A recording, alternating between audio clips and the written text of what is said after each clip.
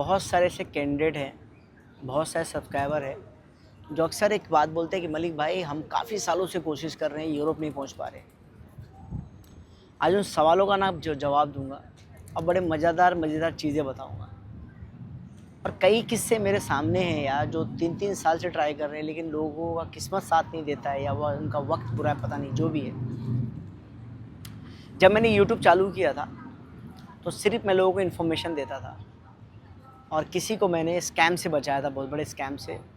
उसी ने रिक्वेस्ट किया कि मलिक भाई आपको ये कंसल्टेंसी सर्विस चालू करनी चाहिए। मैं सच बोलता हूँ, ये रब जानता है कि मुझे कुछ मालूम नहीं था कि ये कैसे काम होता है, नहीं होता है। बस मेरे पास एम्प्लॉयर थे, मैंने कैंडिडेट का सर्विस चालू किया और लोगों के साथ कांटेक्ट में रहने लगा। तो जो भी मेरे एम्प्लॉयर थे उनको मैं सीवी भेजता था और सीवी भेज के जो भी अपना चार्जेस होता था मैं ले लेता था कैंडिडेट से। कैंडिडेट को पहले बता देता था भाई देखो वीज़ा की गारंटी नहीं देता हूँ। इस लाइन में आ गया, कंसल्ट सर्विस करने लगा, लोगों को सही गाइड करने लगा। फिर लोगों ने अजीब अजीब से सवाल किए मेरे से कि आपके पास लाइसेंस है क्या, आपके पास 1000+ लाइसेंस है क्या। तो मैंने सवाल किया कि यार मैंने स्टार्टिंग से एक सिस्टम बनाया कि मैं कंसल्टेंट हूँ, मैं कोई रिक्रूटमेंट एजेंसी तो हूँ नहीं, तो मुझे इस टाइप के लाइसेंस की ज़रूरत नहीं है। क्योंकि वो जो लाइसेंस होता है वो होता है कि आपको वो कंपनी डायरेक्ट भेज रही है, तो मैं तो मिडल मैन हूँ, मिडल मैन का काम करता था। तो इस हिसाब से चालू हुआ काम और मैंने कई लोगों के सपने पूरे किए और कई लोग नाराज़ भी हुए। क्योंकि आप कितना भी अच्छा काम कर दो, कितना भी अच्छा काम कर दो, आपकी एक गलती सब कुछ मिट्टी में मिला देती है। एक गलती आपकी, और क्या गलती है नहीं है वो ज़िंदगी में आने वाला वक्त में क्लियर करूँगा। अब फिर से आप सबको समझा रहा हूँ जितने भी लोगों यूरोप आ रहे हो, यूरोप अगर आना है, सबसे पहले जो कदम है ना गल्फ़ में रखो और गल्फ़ का सबसे पहला कदम दुबई में रखो। क्योंकि दुबई एक ऐसा मोड़ है, मैंने लोगों की ज़िंदगी में चेंज होते हुए देखा लोगों का। मैंने देखा है वहाँ से लोग पैसे कमा के बचा के यूरोप में आ जाते हैं, लेकिन जो इंडिया से ट्राई करते हैं उनको थोड़ा सा टाइम लगता है, बट ऐसा नहीं कि नहीं होता है। लेकिन दुबई आओ, एज ए फ्रेशर हो तो पहले दुबई कूदो, एज ए 1-2 साल का एक्सपीरियंस है दुबई कूदो, 2 से 3 साल दुबई में काम करो, साल भर काम करो, 2 साल काम करो, वहाँ से अप्लाई करो। अब लोग बोलते हैं वहाँ से क्यों अप्लाई से वीज़ा मिलता है। भाई देखो, एक ऑलरेडी तुम फॉरेन कंट्री में हो तो एम्बेसी को भी ये लगता है कि ये बंदा जेन्युइन है, ये काम कर रहा है, ये इलेक्ट्रीशियन है, इसको काम आता है, इसे काम जानता है। इस हिसाब से वो आपकी मदद करते हैं, वो आपको वीज़ा देते हैं कि जाओ हमारे देश में कंट्रीब्यूशन करो, ठीक है। अब दुबई में अगर फ्रेशर के जॉब में आना है तो वेलकम है आपका। ये सर्विस भी मैंने दी, चालू किया हुआ था अपने दोस्त के साथ। आप आओ दुबई में, आओ दुबई में शुरुआत करो। माना कम सैलरी शुरुआत में मिलती है, लेकिन आपको हमेशा रहने का वहाँ मिल जाता है और ओवर टाइम करके आपको फूडिंग मिल जाता है। इसके लिए कहता हूँ कि दुबई से शुरू करो, यूरोप में आ जाओ, ठीक है। यूरोप में आने के बाद ऐसा मत सोचना कि अगले महीने से ही अगले दिन से तुम्हें प्रॉफिट या पैसा कमाना चालू हो जाएगा। नहीं, यहाँ पे भी स्ट्रगल है, कम से कम 6 महीने से 8 महीने, 1 साल। फिर जब दुनिया को समझने लगोगे ना, सब कुछ ठीक होगा। एक एग्जांपल से नॉर्मल चीज़ों को समझते हैं। आप जब किसी शहर में नहीं गए हो ना, तो आपको वहाँ का रेलवे स्टेशन भी डेंजर लगता होगा, वहाँ का एयरपोर्ट भी डेंजर लगता होगा, वहाँ के एरिया का पुलिस स्टेशन भी डेंजर लगता होगा, वहाँ का आपको कोर्ट में भी जाओगे तो वहाँ भी डर लगता होगा। क्योंकि जहाँ हम जाते हैं पहली बार ना, हर चीज़ अनजान होता है, हमें समझ नहीं आती कि हमें करना क्या है, जाना क्या है।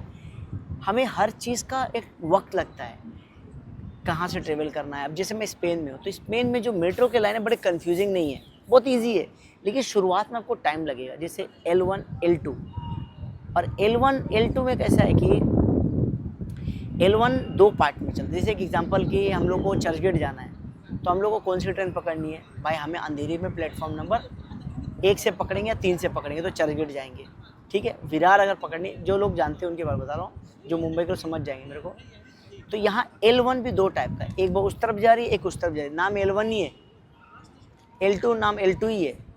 अभी यही बात समझने पर दे रही है कि जब हमको इस सिस्टम को समझना ज़रूरी है। अब एग्जांपल, कल मैंने एक टिकट निकाला 4 दिन वाला, 4 दिन में जब मैंने टिकट निकाला तो मैं एयरपोर्ट से जब आने लगा तो वो था एयरपोर्ट का एक्सप्रेस बस। मैं उस पर चढ़ा तो बोलते नहीं सर आपका जो कार्ड है ये सिर्फ पब्लिक ट्रांसपोर्ट में चलती है। मैं बोला ये भी तो पब्लिक है। बोलिए पब्लिक है लेकिन फास्टर वाला है, तो इसके लिए आपको 7.5 यूरो अलग देना पड़ेगा। तो वहाँ मेरा 7.5 चलो, अगर मैं 2 कट करके जाता बस से या मेट्रो से जाता तो मैं फ्री में पहुंचता था, लेकिन मेरे को जाना था, थकान था, तो मैंने 7.5 यूरो लगा दिया। तो शहर को समझना पड़ता है, शहर को जानना पड़ता है, वैसा अपने को काम करना पड़ता है। अब अगर मैं स्पेन में आया हूँ तो यूँ ही नहीं बार्सिलोना मुझे दूसरे दिन कोई काम हो जाएगा, मुझे 2-4 दिन, 1 हफ्ता, 1 महीना, 2 महीना टाइम लगेगा चीज़ों को समझने में। मैं तो 1-2 दिन के लिए आता हूँ, मैं एग्जांपल आपको बता रहा हूँ। इसके लिए समझा रहा हूँ कि अगर ज़िंदगी में आगे बढ़ना है ना, तो वेट मत करो, इंतज़ार मत करो, अच्छे कंसल्टेंट के पास जाओ। आप सब लोग जो आजकल बहुत बड़ा डायलॉग मारते हो ना, बहुत सारे लोग डायलॉग मारते हैं कि 1000+ लाइसेंस क्या है। भाई आपको मालूम है, ये बड़े बड़े लाइसेंस होल्डर जो बड़े बड़े कांड करते हैं ना, आप लोगों को नहीं मालूम भाई। हमारे पास भी केस आते हैं, उनका साल भर से पैसा अटका रहता है। 5 पोजीशन आता है, 1000 लोगों को इंटरव्यू के लिए बुलाते हैं, हर बंदे का रजिस्ट्रेशन चार्ज लेते हैं और हर बंदे से एडवांस पेमेंट लेते हैं और बोलते हैं कम से कम 6 महीने के बाद आपको वापस करेंगे, और वापस करते करते 9 महीने लगा देते हैं। एग्रीमेंट होता है प्रॉपर। सोचो आप कनाडा के नाम पे अगर बात करूँ मैं कि 5 लाख का रेट डालते हो लोग, भाई बहुत बड़ा गेम उन लोगों का, छोड़ दो, अपने बस की बात नहीं है, अपन क्यों किसी को ब्लेम करें। बट बता रहा हूँ कि जितने बड़े नाम होते हैं ना, उतने बड़े कांड भी होते हैं। आज भी यूरोप में आता हूँ, आज भी लोगों से मिलता हूँ, आज भी अपडेट देता हूँ।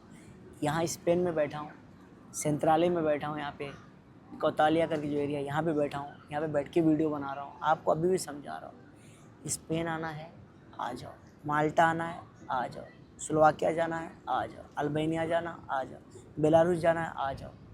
शुरुआत छोटे से करो। विजिट वीज़ा लेना है, वेलकम है आपका, आ जाओ, देता हूँ विजिट वीज़ा।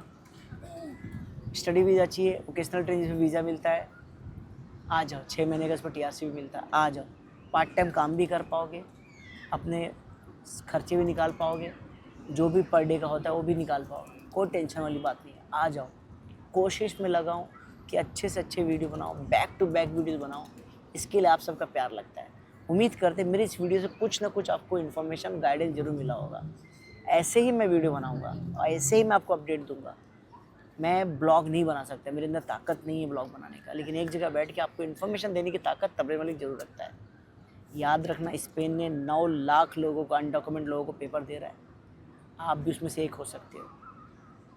आ जाओ, कोशिश करो, एक बार कोशिश करो, एक बार हिम्मत करो, एक बार कोशिश करके देखो।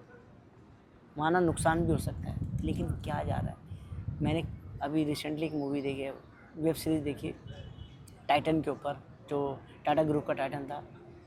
यार देसाई साहब हर बार रिस्क ले रहे थे, हर बार रिस्क लेना ही पड़ता है, जीवन ही रिस्क है। जब मर जाओगे ना, रिस्क ख़त्म, इश्क ख़त्म, प्यार ख़त्म, मोहब्बत ख़त्म, सब कुछ ख़त्म।